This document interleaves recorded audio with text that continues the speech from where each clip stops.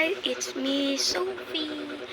And ngayon, wala si Junalo ngayon kasi nga nasa junk shop kami sa pinsan ko. And si Junalo kasi nasa bahay nila, malayo ako sa bahay namin. Kasi tiga-Dasma kami, tapos to sa junk shop sa Malabon.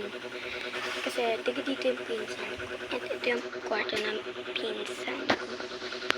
Ayan guys. Ayan guys. Normal lang.